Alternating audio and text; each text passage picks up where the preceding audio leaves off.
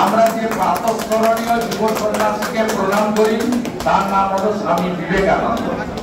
স্বামী বিবেকানন্দ সবসময় বলে গেছেন, যত্র জীব তত্র শিব, শিব জ্ঞানে জীব পুজো।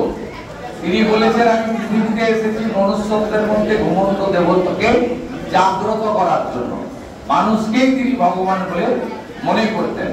তাই তিনি বলে গেছেন, ব্রহ্ম হতে কি পরমাণু, সর্বভূতে সেই প্রেমময়, মন প্রাণ শরীর অর্পণ করো সকে, এসবের পাই বহুমুখে সম্মুখে তোমার শাড়ি, কোথা খুঁজি জোৎসব, জীবে প্রেম করে যেই জন, সেই জন পৃথিবী।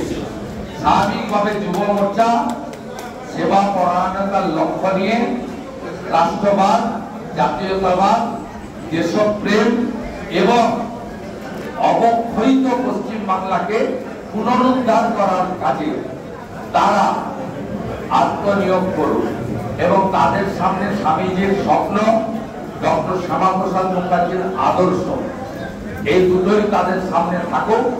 আর তাদের চিন্তনে থাকুক পদ্মফুল, আর নেতা হিসেবে তাদের একমাত্র বরণীয় থাকুক প্রধানমন্ত্রী নরেন্দ্র দামোদর দাস মোদী।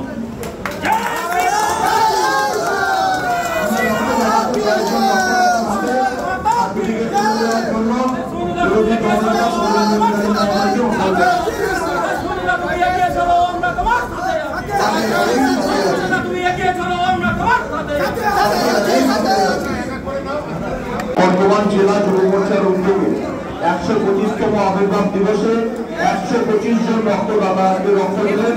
তাদের হাতে সার্টিফিকেট এবং মেমেন্টো তুলে দিচ্ছেন বিরোধী দলনেতা নন্দীগ্রামের বিধায়ক আমাদের অগ্রজ শ্রদ্ধাভাজন শ্রী সুরেন্দ্র অধিকারী।